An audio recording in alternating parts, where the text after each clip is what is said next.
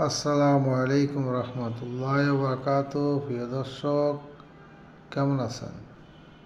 আশা করি আল্লাহ আপনাদেরকে ভালো রাখছেন, ভালো আছেন। ভালো থাকুন, সুন্দর থাকেন, এটা আমার কামনা এবং দোয়া।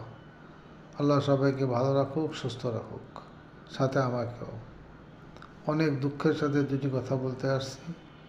একটি সংক্ষিপ্তভাবে, সেটি হলো, আমাদের দেশে আমাদের এত বড় মাপের একজন নেতা সামনে একটা বালক, তার বয়স কতটুকু হবে আমি জানি না, 17, 18, 20 হবে না, মনে হয় না।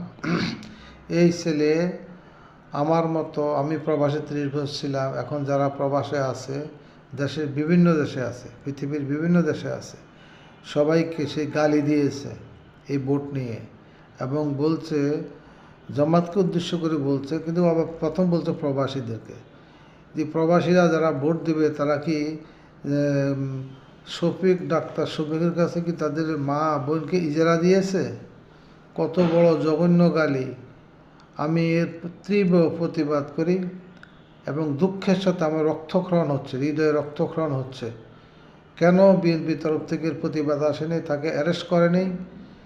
এবং প্রবাসীদেরকে অনুরোধ করব, আপনারা আপনাদের মা বোন আত্মীয় স্বজনকে অনুরোধ করবেন, এবং আপনাদের প্রতি আমার অনুরোধ, আপনারা হ্যাঁ ভোট দিবেন এবং দাঁড়িপাল্লায় ভোট দিবেন।